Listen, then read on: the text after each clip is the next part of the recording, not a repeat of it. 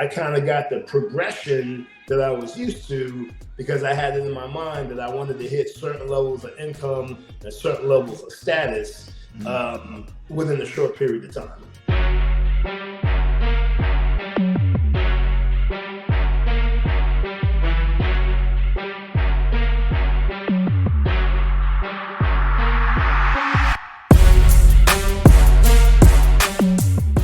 Here we go. What's good, everybody? It is your guy, Beez. We are here again for another episode of Entrepreneurship Exposed, where we expose everything related to the entrepreneurial industry, right? And it's amazing that this became an industry. I don't even know if it was a word, really, when I was growing up. It was really not something that people talked about so much, but now it's more commonplace. Somebody said that they were an entrepreneur. Back in the days, a lot of people thought, oh, you're just unemployed. But no, it's actually something to do, and it actually has more potential for time freedom and financial freedom than pretty much anything else if you do it the right way. So not only are we breaking down everything about entrepreneurship, but we are also giving that little twist of business acquisitions. And today, the guest, I know I probably start every episode like this saying, man, I know that I say this all the time, but this guest is going to be great. But I got to say it again. I say it all the time, but this guest, I'm super excited to have a conversation with. I just met this brother a week ago. Yep. And on the first conversation, I was cheesing from like ear to ear. I was like, oh man, I love this guy. And it was just so amazing to see another person, a person of color as well, that's in the same industry as what I'm in, but doing it from a different perspective and having quite an amount of success from it as well. So Dele, welcome to Entrepreneurship Exposed, my brother. And go ahead and introduce yourself so the people know a little bit more about you. Thank you, Beez. And I can't wait to be invited to the barbecue. That house looks amazing. All the success. Hello, everyone. My name is Dele Oladapo. As Beez said, we actually just met only about a week or so ago, but kindred spirits. I've been in corporate most of my career, spending almost 30 years in corporate, 24 of those years at Prudential Financial and 10 at the C-suite. So I know all about the 9-to-5 part, but I'm a Nigerian immigrant. Actually, my parents are from Nigeria and I was born in Manhattan, so I had to kind of rep the culture with the Nigerian soccer jersey here. Became a full-time entrepreneur last year and really looking forward to sharing some of the experience that I've had in the 9-to-5 and all of the benefits on business acquisition and creating wealth for yourself as well as for the generations to come. Nice, bro. I think that's another reason why we are kindred spirits because, you know, I had my corporate career too, right? So I wasn't always an entrepreneur. I was always an entrepreneur at heart, but I went through the corporate rigors first and, you know, coming out of college, I was like, really, this is what I got to do? Got to all them hours every day and then come home and then barely get time to sleep and then rinse and repeat again. But I was like, I got to do it. I had my first child pretty much 2 years after college. And I was like, okay, now I'm kind of like, I need to have the security. We'll talk about that later, but the security of that 9-to-5. So I was always having one foot out the door, like trying the entrepreneurial side. But then as I went deeper into my 9-to-5, I set certain goals for myself. I was like, okay, I want to make 6 figures by the time I'm out of my 20s. Right. Then in my 30s, it was like, okay, now I want to get into the C-suite. I want to rise in the ranks more and blah, blah, blah. Right. I hit all my goals, but I realized how much I was losing the most important thing to me, which is my time. That's right. And I loved the companies I worked for. I loved Accenture. It was great. Can I even say this? I guess I can. I remember one of my favorite projects they had me on was the U.S. Visit Project, which was when they, after 9/11 and they were trying to secure the borders more, I helped to create all of that, right? From a infrastructure and a technology perspective. Sure. I loved Microsoft, best company I ever worked for. When I worked for Microsoft, they paid me to work out. They would say, hey, if you go to work out and you buy a mountain bike and workout equipment, we'll reimburse you up to $1,000. I was like, okay. And it was great, but I lost my my spirit of freedom. I lost my entrepreneurial spirit a little bit because I was complacent in that job. I was happy. I thought, oh, I'm making like $200K a year. I was like, this is great. Right. But I was still kind of living check to check. Yeah. Right. So how was your corporate experience, and what made you, well, first of all, before you answer that, how long have you been out of corporate and full-time entrepreneur again? All right, guys, before we get into the full episode of Entrepreneurship Exposed, I just want to take a moment to thank you all for supporting this channel. This channel means so much to me. You all mean so much to me, because this information is the type of things that I wish that I knew when I was like 17 years old, right? We're talking about wealth creation strategies, not plays. Never talking about, hey, we could run this quick play to make some quick money. This is all about sustainable strategies that won't go anywhere.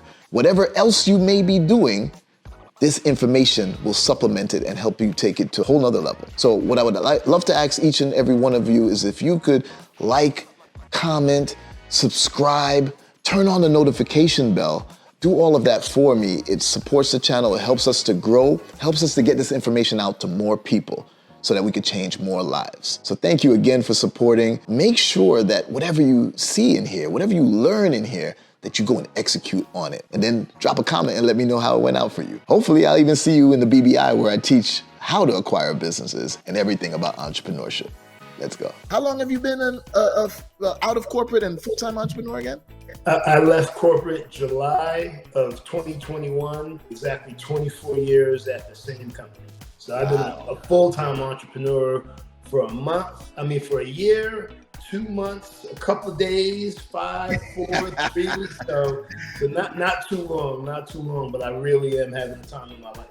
Nice. But let's go back to your corporate now, right? You did it a little bit different from me too, because I feel that, and we're not that different in age, I don't think, but I feel that my father's generation and prior, those were the generations that were really like, yeah, I'm going to stay 40 years in this one company.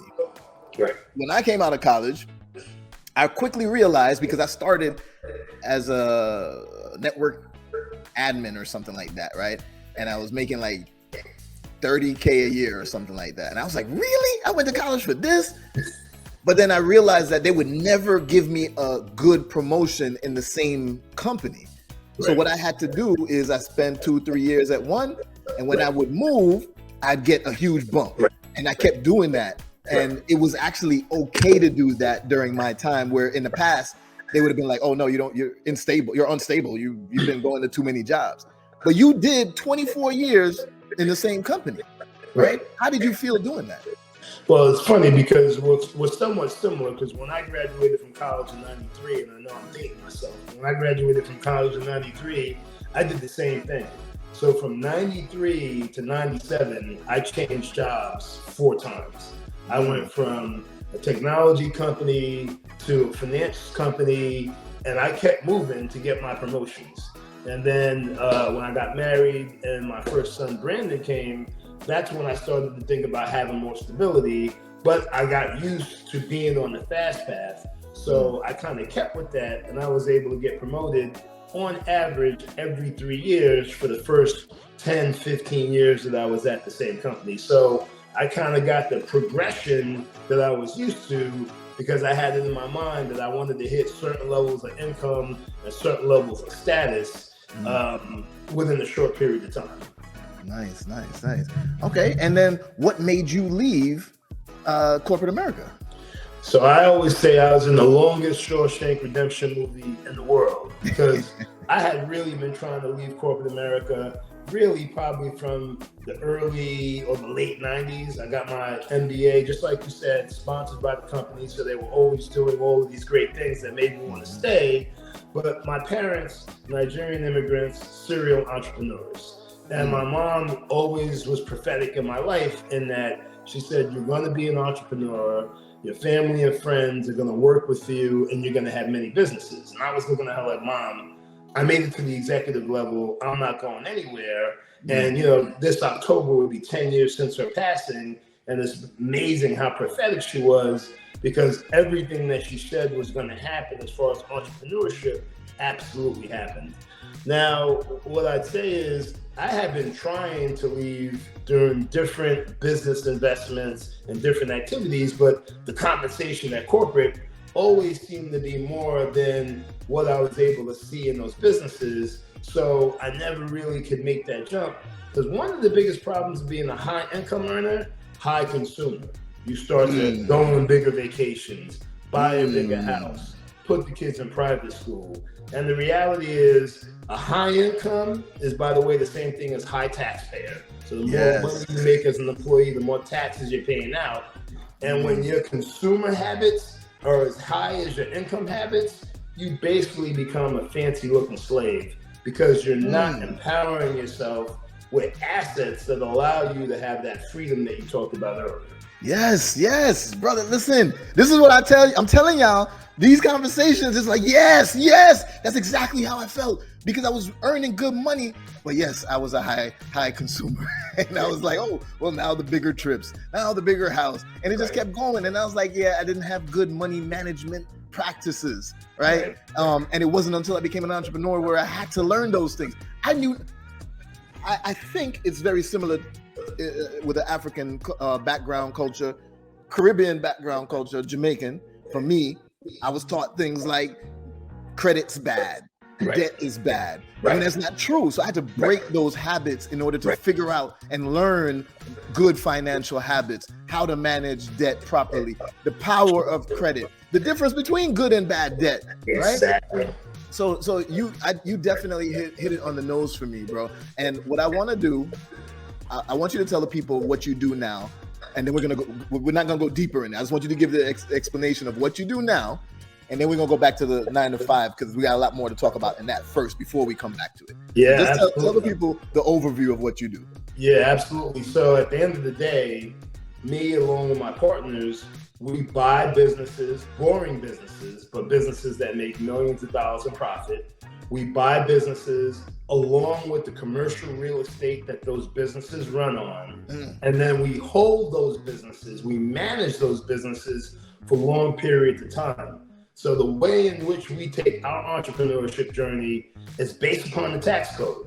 At the end of the day, the tax code punishes you if you're an employee, and they punish you whenever you break an asset, right? So if you flip a house or you sell a stock, they're right there, and they want their 30 to 50%, depending on short-term or long-term capital gains. So the way in which we buy our businesses and manage the businesses allows us to take advantage of the tax code.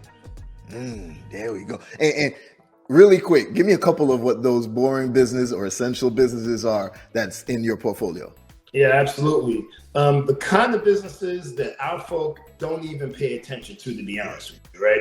Commercial paint companies, commercial roofing companies, door manufacturers. We have a boat lift manufacturer. And listen, I could barely swim, but I have a piece of a boat lift manufacturing company that's down in Florida. Florida, by the way, is a bit of, and you live there, so you know, it's a gold mine, because you have two crazy things that most places don't have. No state tax, and Caribbean level weather. And as a yacht man, I'm sure you love that Caribbean weather. So Florida operates in a different way as far as the way the businesses perform. I'll tell you right now, I went to college in Florida too, and then lived here pretty much right after college, but I lived other places at the same time while still having a house here. And I didn't like Florida initially, because I was like, it's a great place to spend money, but it wasn't the best place to make money. I felt like all the people were making money in New York and different places, and then once they made it, they came down to Florida. That has changed. Now, Florida is very much an entrepreneurial hotspot. They very much want to be the next, even in Central Florida, going across to Tampa, they're calling it Silicon Alley instead of Valley. Down south, we're the crypto capital of the world now. And so much more things that they're doing and putting into place that's benefiting entrepreneurs, business owners, and so much more. So wealth creation programs for sure. So yeah, you're definitely in the right space. Okay, so y'all understand now. I hope y'all understand why I love this guy, because you heard his portfolio. It fits mine. If any of y'all in the audience know me, you know that that's the same things that I talk about, the type of businesses that I acquire. It's also the same locations, right? And our strategy is slightly different, but we're both having success. I love finding people like that because it shows that, listen, get into acquiring businesses, period. Yeah. Then you find the direction you're going to go in it. You're going to do LBOs. You're going to focus on government programs. You're going to do whatever it may be, right? You can make money in this. Absolutely. But Dele, let's go back. Let's go back to Prudential. Yeah. Now, it was Prudential, right? That's where I spent the bulk of my time. I spent 24 years at that one company. Okay. And there's this guy I know of. He's called 9 to 5 Millionaire, and he was a cop. And he kept his job. He loved his job, kept it as a cop, but then he also invested in real estate on the side and became a millionaire because of that. Yep. Now, I tell people that there are 3 ways of creating wealth. Real estate, tried and true throughout history. Sure. The financial markets, stock, Forex, crypto, whatever. Yep. And owning a business, whether you buy it or build it, owning a business. There's a 4th one that my one of my students and friends and colleagues has really got me into in the last 2 years, and it's insurance. Because like you said earlier, earned income is the worst income because that's where you're getting highly taxed.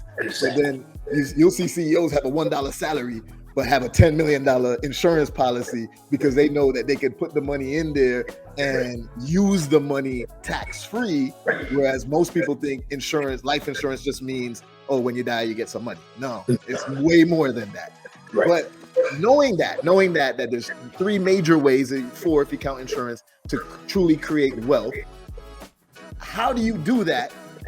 I gave you an example of the 9 to 5 millionaire guy, but how do you do that in your 9 to 5? How do you even start that? If you want to stay in your 9 to 5, how do you start? So first thing is, it's really about the mentality, right? That consumer mentality that they push in this country, that is the first challenge that you have to overcome. Looking on Instagram to be able to post which fancy vacations that you go on, what clothes you're wearing, what car you're driving. When you get caught up in that, the minute you start to make more money, you're spending it as fast as you're making it. So the first thing is, it's really mental, right? You have to recognize that you may be making 200, 300,000, and you may be making more than your friends, but your friends are broke.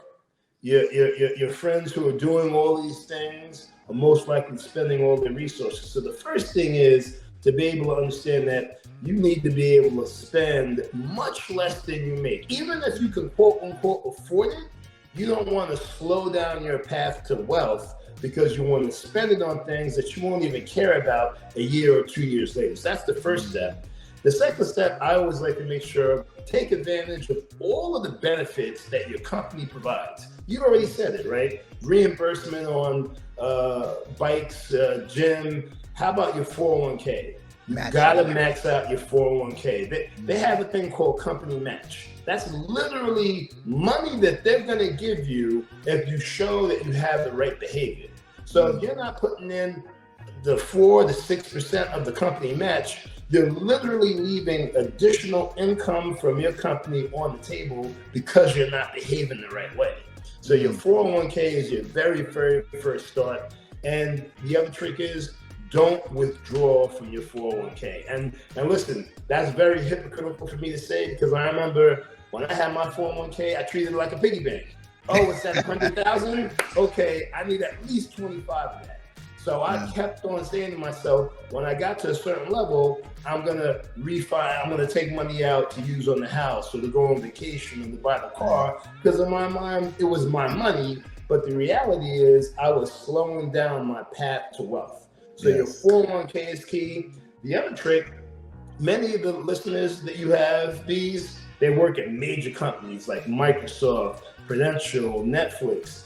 Those companies also typically offer up something called a stock purchase plan. So when I was at Prudential, the way their stock purchase plan would work is every quarter they would buy stock on your behalf at a 15% discount, and it would be 15% against the lowest price of that stock over that period of time.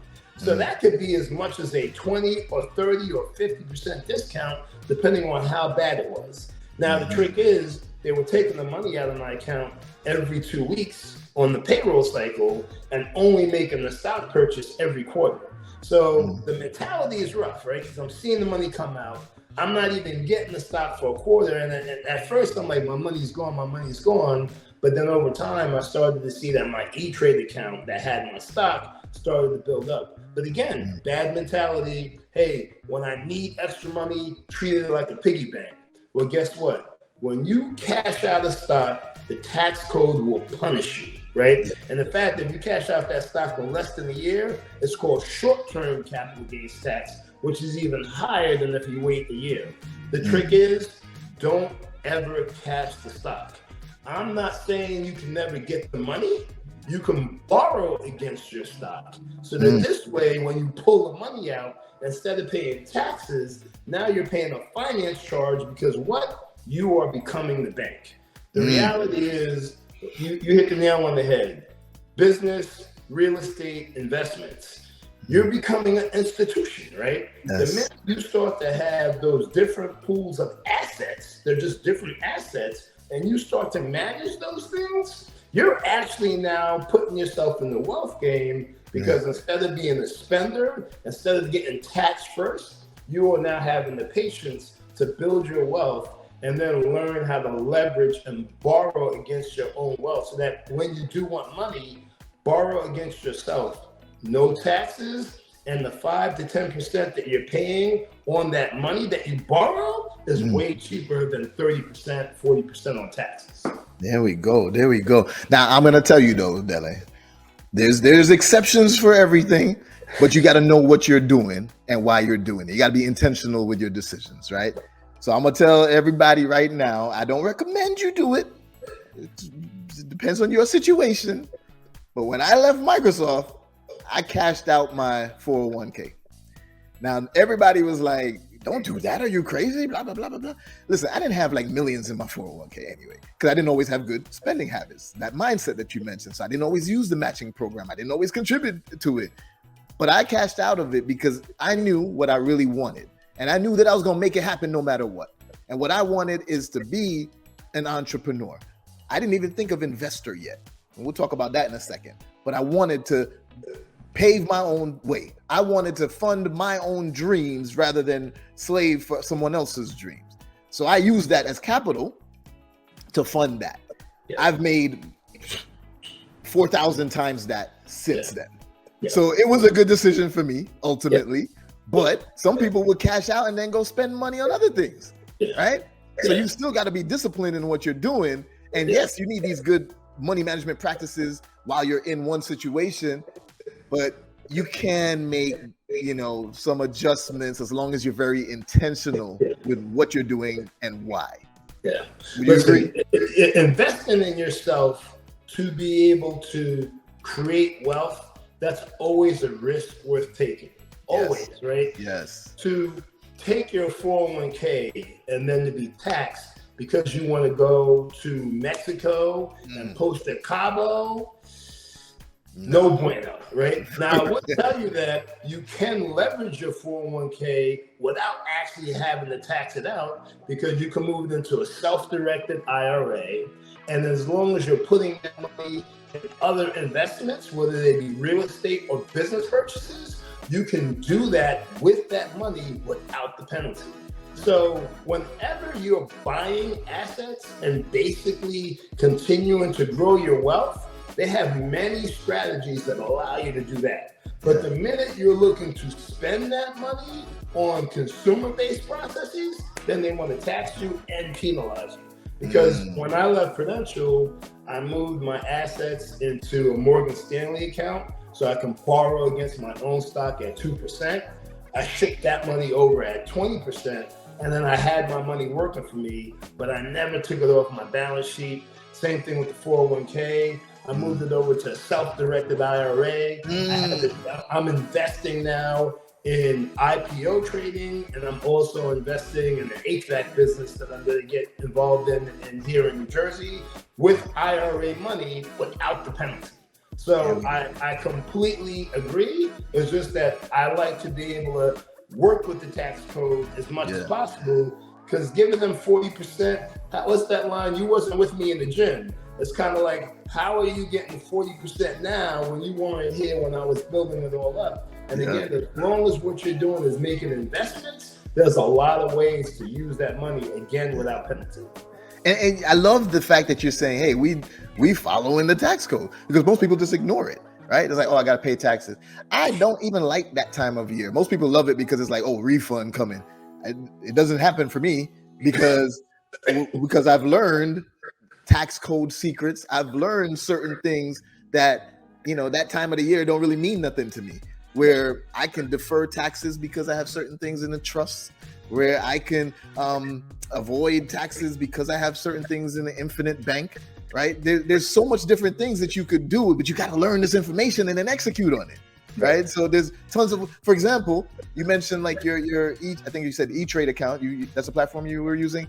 And that was in your name.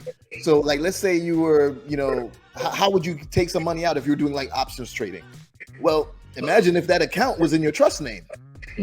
Now you can take that money out without having to worry about the capital gains tax, right? So there's so much things that you can do, but you just need to learn those rules and then make it happen, right? And this is the power of making sure that you're staying connected to people that you can learn from. Because I don't really leverage the trust vehicles the right way, if at all. And I can't wait to continue to learn from you and use your services and your expertise, because at the end of the day, no one can get any of this done by themselves, right? So group intellect, being with like-minded individuals who have the same level of discipline and success, that is how you really accelerate your success. I mean, we met last week and we're already doing a podcast, because I think we see the value in each other's journey, the energy and the expertise, and we're always better together than we are apart. Yes, 100%. And I think I'm too early in jumping into this, but